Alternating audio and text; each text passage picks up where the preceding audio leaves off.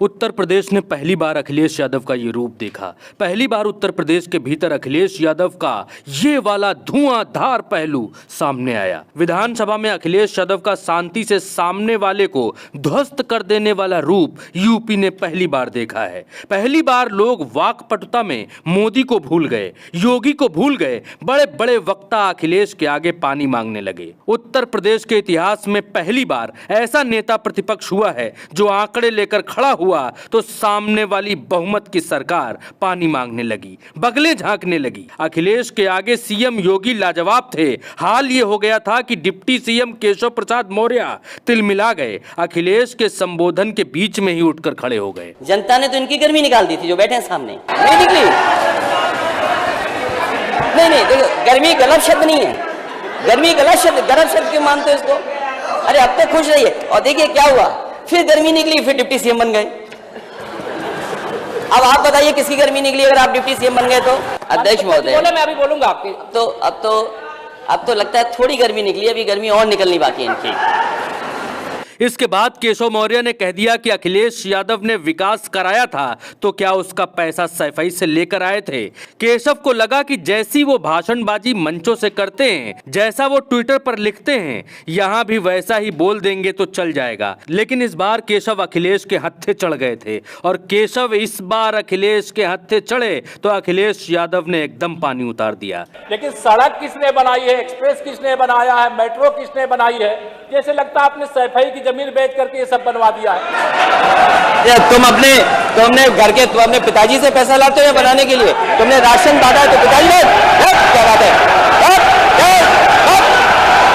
अखिलेश यादव ऐसे आंकड़े लेकर खड़े हुए कि वित्त मंत्री के आंकड़े धुआं धुआं हो गए। वित्त मंत्री भी खड़े हुए लेकिन अखिलेश के आंकड़ों के आगे बैठना पड़ गया। पेश कर दोगे आप कुछ भी आंकड़े पेश कर दोगे? किस 50? आप कुछ भी आंकड़े पेश कर दोगे? नहीं कुछ भी आंकड़े पेश कर दोगे आप?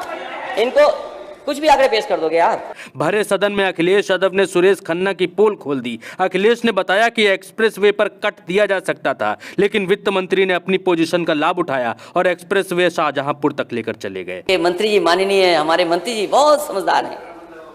इन्होंने एक्सप्रेसवे सीधे शाहजहांपुर ले गए और फिर लौटा के ला रहे हैं वापस। अरे ये कौन सा अलाइनमेंट है? आप अपने लिए अलग से कट बन जाता, ठीक था। पता नहीं डिजाइन क्यों करवा लिए। अगर एक बात गलत है क्या?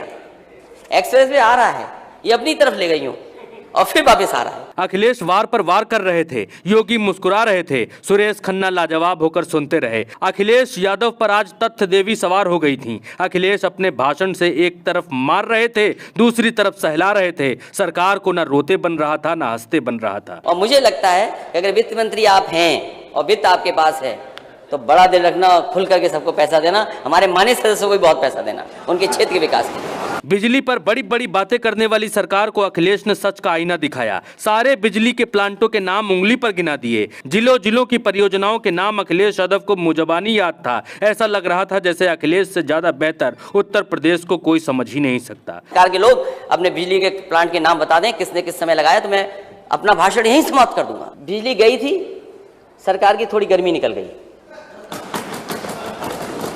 और अपनी गर्मी निकालने के लिए कुछ अधिकारी सस्पेंड कर दिए, उनकी गर्मी निकाल दी। शायद गर्मी तो यही मालूम है। अखिलेश यादव ने योगी आदित्यनाथ को भी बातों बातों में खूब लपेटा। इकाना से लेकर डायल 100 तक बोले तो योगी भी लाजवाब हो गए। मुस्कुराने के अलावा कोई दूसरा मूव नहीं ले पाए। इकाना स्टेडियम हमारे नेता सदन का सबसे प्रिय जगह है, वो इकाना स्टेडियम।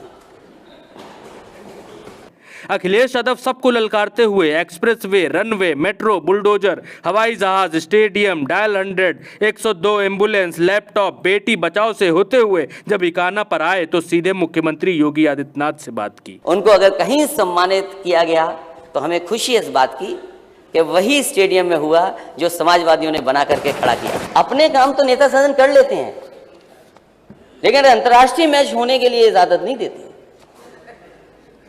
समाजवादी सरकार थी तो कानपुर में भी हुआ मैच इंटरनेशनल और लखनऊ में भी हुआ, लेकिन आपने ऐसा प्रिय बनाया उसको कि अब कोई इंटरनेशनल मैच नहीं होता। हमें उम्मीद है कि आने वाले समय में कोई ना कोई इंटरनेशनल मैच आप जरूर कराएंगे। नेता प्रतिपक्ष बनकर अखिलेश यादव ने राजनीति का सबसे सटीक और सबसे सही निर्णय लिया है। अगर अखिलेश नेता प्रतिपक्ष नहीं होते तो सरकार को सच्चाई का आईना इतनी बेबाकी से कोई नहीं दिखा सकता था। समाज की समस्याओं को ऐसे कोई नहीं उठा पाता। विधानसभा के इतिहास में पहली बार लग रहा था कि सरकार सुनती है अगर बात सलीके से की जाए। दोस्तों, चैनल को सब्सक्राइब करिए, अपनों में शेयर करिए और हाँ, गोदी मीडिया से होशियार रहिए, क्योंकि गोदी मीडिया ने एक ही आदमी के महिमा मंडन का ठेका ले रखा है। वो आपकी बात कभी नहीं करेगी। नमस्कार।